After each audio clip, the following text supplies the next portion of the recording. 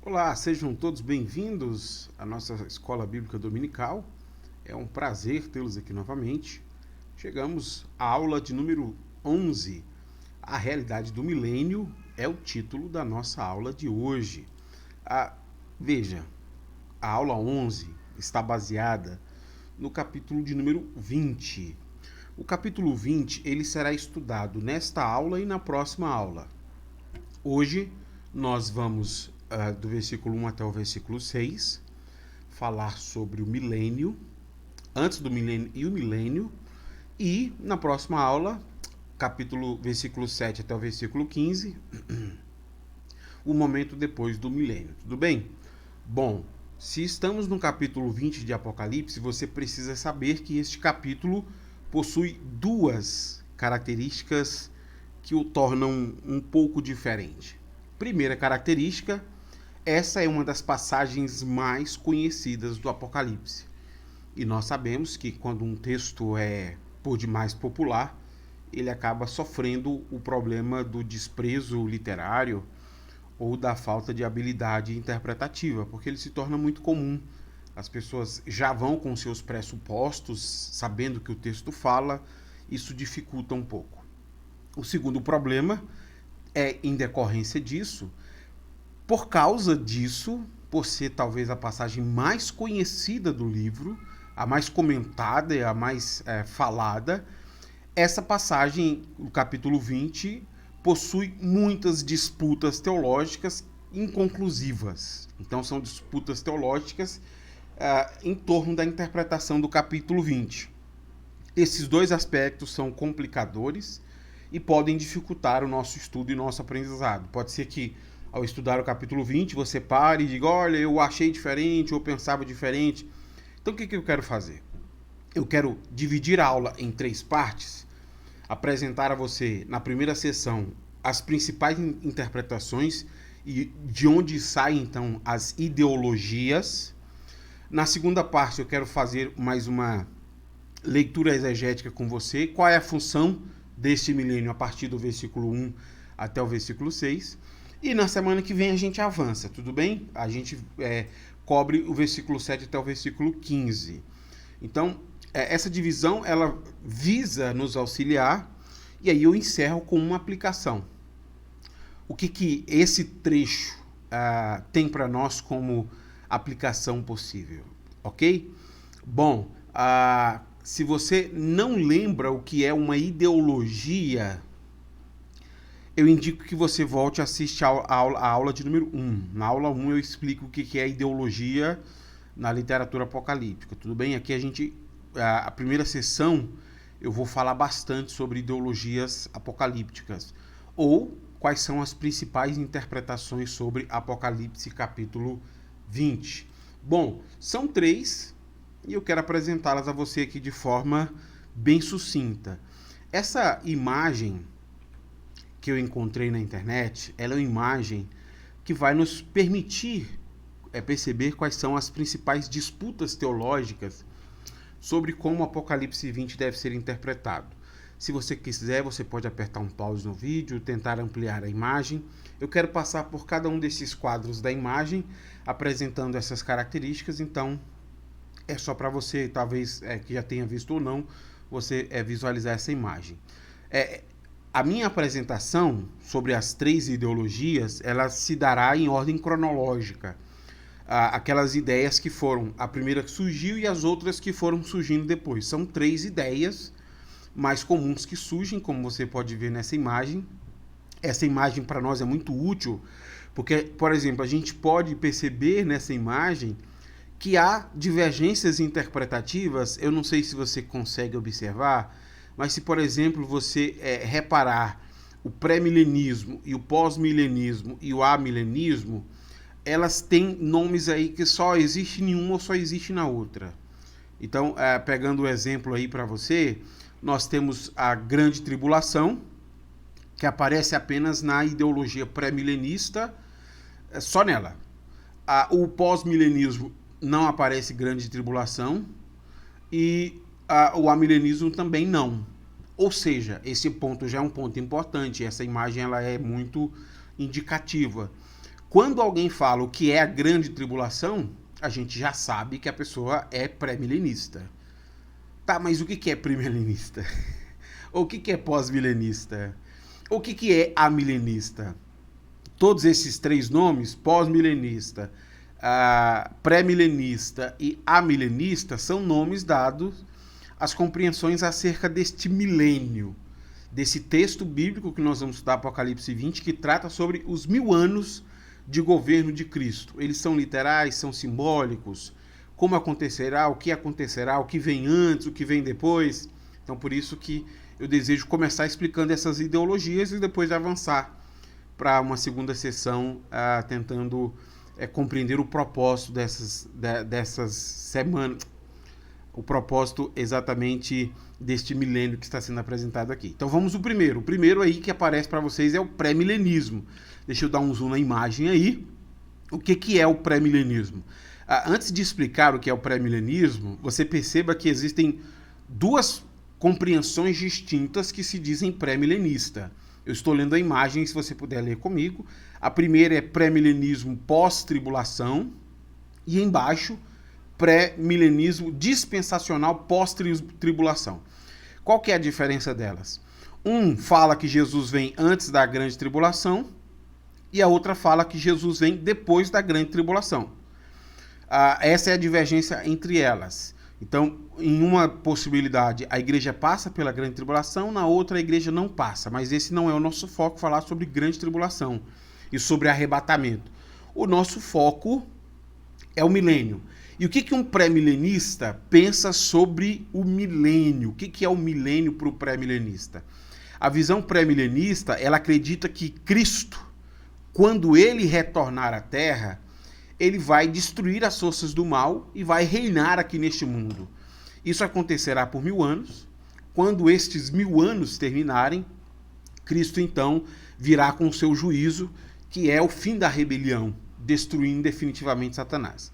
Então, acontecerá neste momento do juízo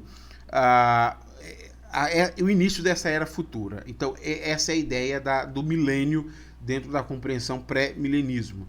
Quer dizer que a segunda vinda de Cristo é antes do milênio. Então, antes do milênio, por isso pré-milenismo. Mas nós temos uma segunda que surgiu depois, alguns anos depois, que é conhecida como amilenismo. O amilenismo sustenta a visão de que não haverá um reino literal de Cristo após o seu retorno, né? Aquilo que nós conhecemos como parúzia, a vinda gloriosa de Cristo. Então, a vinda gloriosa de Cristo, ela não antecede um milênio, porque, na verdade, o milênio em si, ele não é literal, ele é simbólico. E quando nós falamos em milênio, nós estamos falando do período da igreja, por isso que o milênio aí vai da cruz de Cristo até a sua segunda vinda.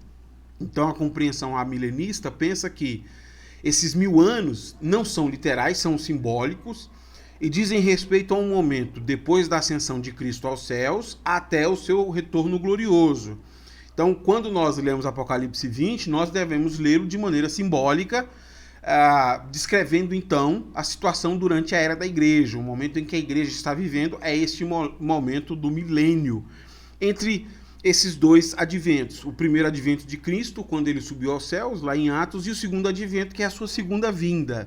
Então não há uma grande tribulação, e a segunda vinda se dará no encerramento deste milênio. Geralmente, os amilenistas, eles preferem uma leitura historicista do Apocalipse. Por isso que eles fazem essa compreensão assim, que o milênio começa com a ascensão de Cristo, a sua primeira ascensão, lá em Atos dos Apóstolos, e o milênio termina com a segunda vinda de Cristo.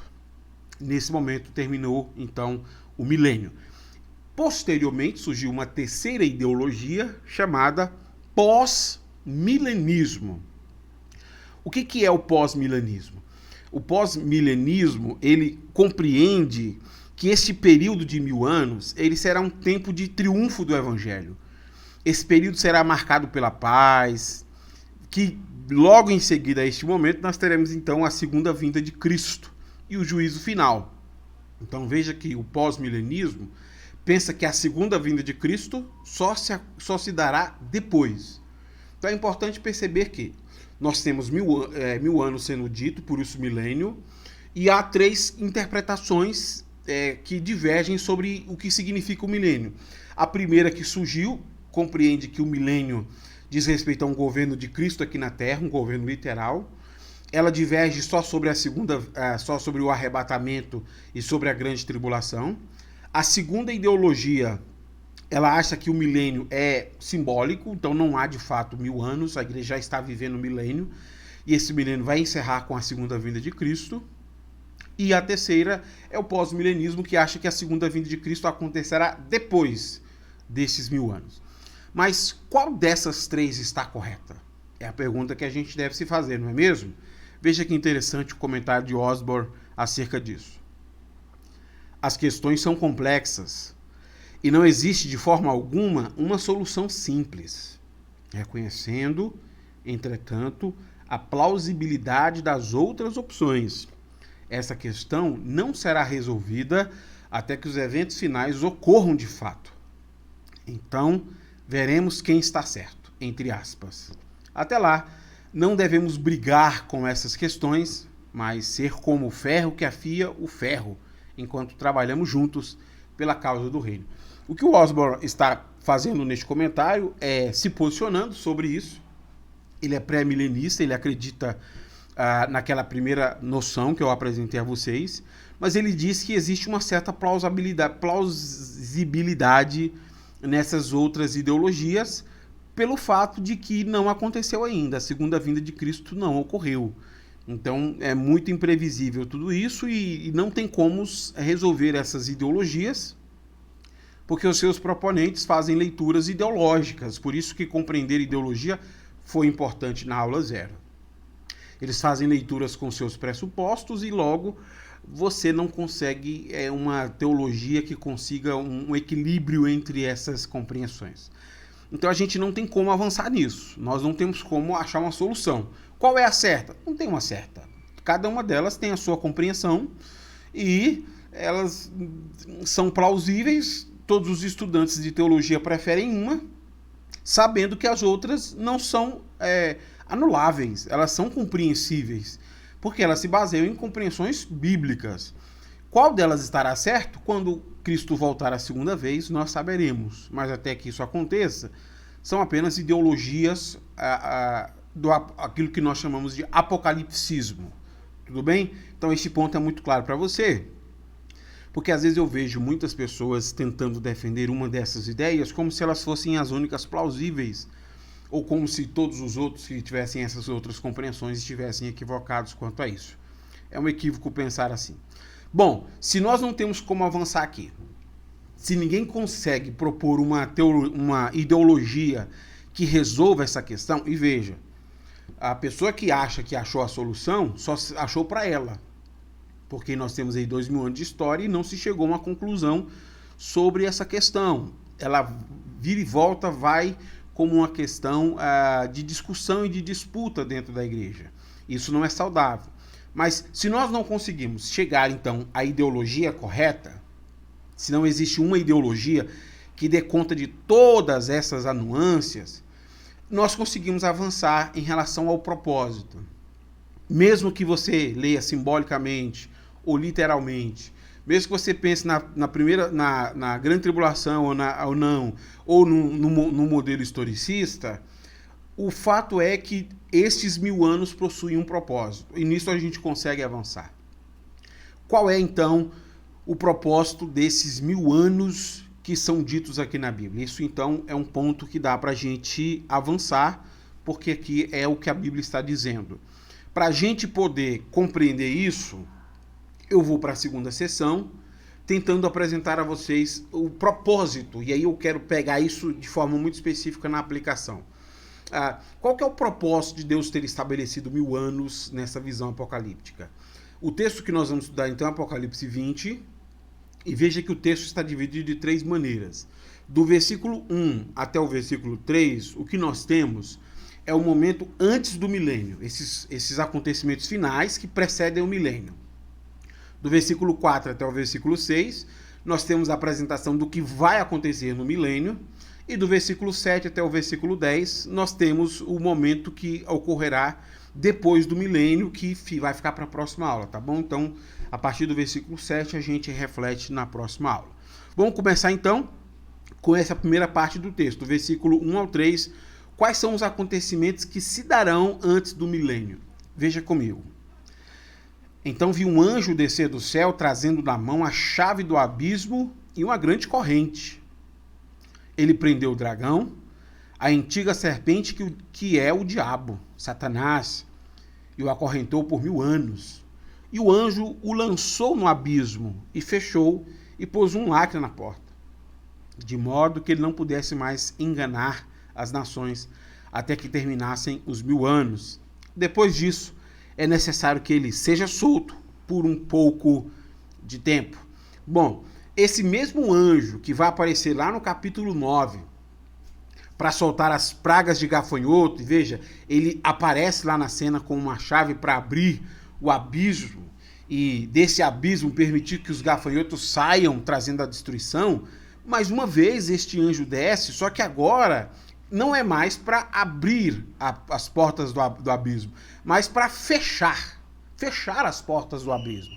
E é isso que ele vai fazer. Ele tem a chave para fechar as portas do abismo, e o texto nos diz que além de ter uma chave para fechar as portas do abismo, onde Satanás será lançado dentro, ele também possui uma corrente para manter Satanás preso.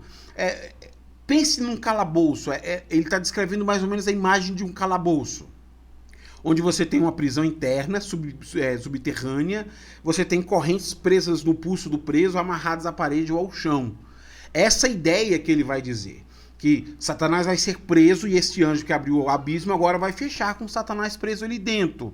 Então, fica muito claro para nós, também no versículo 2, que Satanás está sendo preso no abismo de maneira contundente para não exercer mais influência sobre as nações. Veja, ele está sendo preso no abismo, estão sendo colocadas correntes em suas mãos, essas correntes serão presas em algum lugar, provavelmente na parede, e a porta do abismo se fecha no versículo 2. E aqui no versículo 2, além dessa porta do abismo ser fechado, falando sobre a maneira como ele está sendo seguramente preso, o versículo 2 também faz menção de todos os nomes do Satanás. Eu queria ler com vocês novamente. Ele diz assim: ele prendeu o dragão, primeiro nome, a antiga serpente, segundo nome, que é o diabo, terceiro nome, Satanás, quarto nome. Veja, 4 nomes são mencionados sobre este prisioneiro. Então a menção desses diversos nomes indica uma leitura de uma sentença para um condenado. Então este elemento é importante porque o que o anjo está fazendo, ele está dizendo que Cristo conhece o seu inimigo e agora está sendo lido a sentença para este inimigo que vai ficar preso. Ele está sendo preso neste momento. Avançando aqui então, essa ideia fica clara para todos nós e durante 1000 anos ele vai estar amarrado e vai estar preso.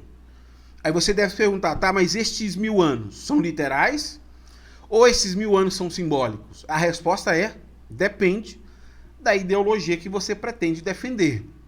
Por isso que há tantas discussões em torno da questão. Porque se você prefere defender uma ideologia, você os pega de forma literal ou de forma simbólica, etc, etc, etc. A ideologia que eu acho mais apropriada, eu apresentei para vocês na aula 5. Então, se você desejar fazer a leitura, assistir a aula 5, se você não assistiu, ali eu apresento, então, uma maneira mais apropriada que eu penso de nós lermos essas datas, esses períodos na Apocalíptica. Eu penso que a melhor leitura é sempre simbólica e não literal. Mas tá lá na aula 5, se você desejar assistir, você vai entender por quê. Bom, 1000 anos então, depois que Satanás é preso, no versículo 3, o anjo vai lançar ele no abismo. E agora o versículo 3 nos diz que ele está completamente preso. Satanás está completamente amarrado no abismo e ele não pode mais escapar, não pode mais enganar as nações e nem as pessoas. Ele vai voltar a atuar só no período que nós veremos na próxima aula, que é a partir do versículo 7. Então ele ainda existe como um ser, mas ele está limitado em seu poder de influência e ele não consegue mais atuar de onde ele está e nem influenciar as nações. No versículo 7, no que é no final desses 1000 anos, ele vai voltar, mas isso fica para a próxima aula. Veja, antes de Satanás ser preso, então nós estamos falando antes dos 1000 anos começar. A partir do versículo 4, 5 e 6, começam os 1000 anos. E o que o versículo 4, 5 e 6 faz é descrever para a gente como serão esses 1000 anos. Leia comigo. Vi tronos e os que estavam sentados neles haviam recebido autoridade para julgar. Vi também as almas daqueles que haviam sido decapitados por testemunharem a respeito de Jesus e por proclamarem a palavra de Deus. Não tinham adorado a besta nem sua estátua, nem aceitado sua marca na testa ou nas mãos. Eles ressuscitaram e reinarão com Cristo por 1000 anos. Existem duas maneiras da gente compreender quem são essas testemunhas que estão assentadas no trono julgando, porque o texto fala sobre o governo dos 1000 anos e diz que no governo dos 1000 anos haverão testemunhas sentadas ao trono. Quem são essas pessoas que durante 1000 anos estão aí sentadas no trono cumprindo dois papéis? Eu quero descrever isso a vocês daqui a pouco. A primeira possibilidade de quem são essas pessoas sentadas no trono é nós compreendermos como sendo os 24 anciões que já foram ditos aqui no texto bíblico. Os mesmos seres angelicais, os 24 anciões, estão aqui aparecendo novamente. Mas se nós considerarmos esta passagem como um todo harmônico, como não com uma descrição de eventos, mas como um todo harmônico, então essas 24 essas testemunhas aqui que estão sentadas no trono não são os 24 anciões, mas pode ser uma referência a todos os cristãos, então todos os cristãos que foram salvos em Cristo, ou ainda dentro desta possibilidade de sendo todos os cristãos, ser apenas alguns cristãos, e aqui no caso de forma mais específica, seriam então apenas os mártires, aqueles que foram decapitados pela sua fé, aqueles que morreram por amor a Cristo. Bom, então pode ser qualquer uma das duas, provavelmente a mais provável das compreensões é que sejam todos os cristãos, ou todos os cristãos falando daqueles que são salvos, ou dos mártires, mas essa é aquela que tem a abordagem mais coerente. O restante do versículo, depois de falar sobre quem está sentado no trono, ele vai dar atenção especial a esses mártires. Por isso que eu disse, se você pensar como um todo harmônico, é dos mártires. Mas se você pensar como uma descrição, pode ser os 24 anciões. E quando vai falar dos mártires, depois de falar sobre os tronos, o texto vai destacar 3 coisas sobre estes mártires. Primeiro, eles foram degolados. Segundo, eles recusaram adorar a besta. Terceiro, eles recusaram-se a aceitar o sinal da besta. Essas pessoas sofreram por causa do testemunho sobre Jesus. E por causa do testemunho sobre Jesus, eles se tornaram mártires. Morreram por sua fé. Mas aqui o texto está nos dizendo que eles foram ressuscitados. E aí João fala como eles têm este lugar proeminente, né, no plano escatológico de Deus, mas pensando na ressurreição dos mortos, João logo completa que os únicos que estão ressuscitados são estes, os que morreram em Cristo na fé. Ele acrescenta essa informação para a gente no versículo 5. Leia comigo. Esta é a primeira ressurreição. O restante dos mortos só volta à vida depois que terminarem os 1000 anos. Felizes e santos são aqueles que participam da primeira ressurreição. A segunda morte não tem poder algum sobre eles, pois eles serão sacerdotes de Deus e de Cristo e reinarão com ele por 1000 anos. Bom, a primeira ressurreição, então, se destina apenas ao povo santo, como a gente acabou de perceber. Eles ressuscitarão para reinar com Cristo. O restante dos mortos voltarão apenas depois de terminar esses 1000 anos, e aí então eles virão para o julgamento final.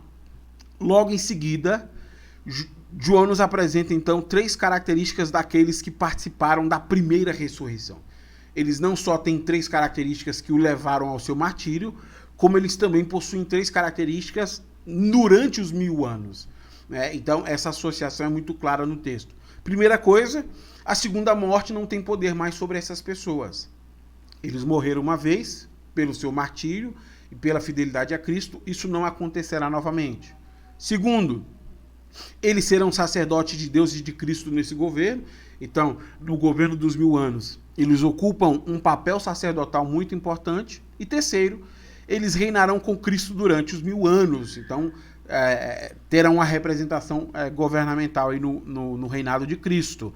Isso é importante de observar, porque da mesma forma como o texto apresenta Cristo como sendo um sacerdote e um rei, os mártires e as testemunhas de Cristo, também aqueles que venceram em Cristo Jesus, também ocuparão este papel que Cristo ocupa. Eles também são sacerdotes e reis. Então, essa é a descrição antes dos 1000 anos, durante os 1000 anos, e na próxima aula, então, nós seguimos percebendo o momento em que os 1000 anos se encerram e a última grande revolta. Mas deste primeiro momento, dessa primeira reflexão, qual aplicação a gente consegue fazer desse texto bíblico?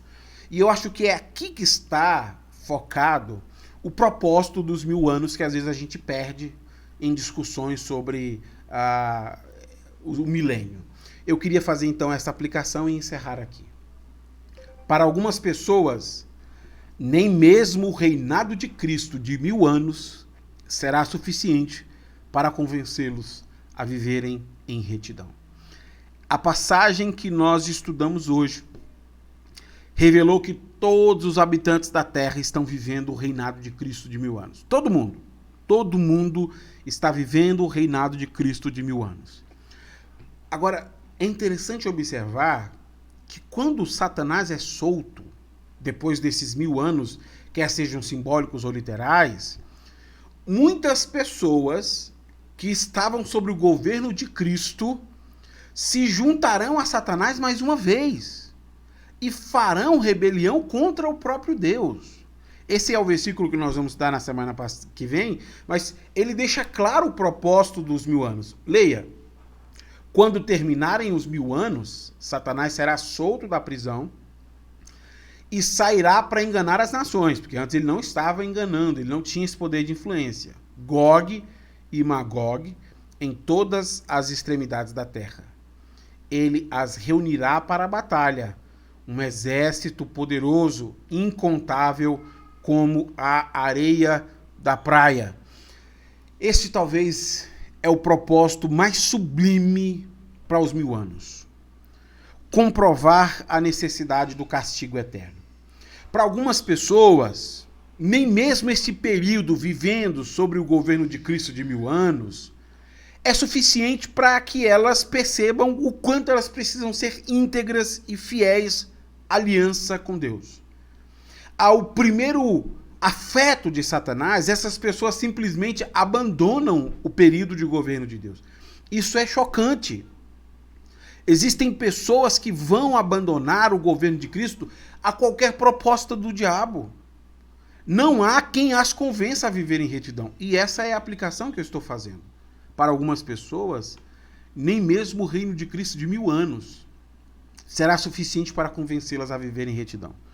Um dia uma pessoa me perguntou, olha, se Deus curasse toda a humanidade da Covid, será que não ficaria mais fácil das pessoas reconhecerem a sua soberania? A resposta bíblica é não. Porque para algumas pessoas, mesmo que Cristo governe por 1000 anos sobre a vida delas, sobre o primeiro afeto de Satanás, elas vão quebrar a aliança com Jesus. Elas não têm retidão a Deus. São pessoas egoístas que pensam apenas nos seus desejos carnais e que essas pessoas, por causa dessas pessoas e por causa dos inimigos do povo de Deus, o juízo se torna uma coisa inevitável. Por quê? Porque há alguns que não se arrependem dos seus pecados. Eles são de corações dúbeis, são pessoas más e perversas. Essa é a aplicação que eu desejo fazer e ela serve como um alerta a todos nós. Nós, como povo do Senhor, temos o privilégio de servir a Cristo, independente do que Ele faça por nós. Porque nós sabemos que a maior coisa que Ele fez foi a salvação que Ele nos deu pelo seu sacrifício. Não é pelas benesses dessa vida, não são pelas propostas do mundo. Nós seguimos a Cristo porque Ele é o nosso Salvador. Ou como disse Pedro, para onde iremos nós, se só Tu tem palavra de vida eterna? Lembre-se, mantenha-se firme e perseverante no Senhor.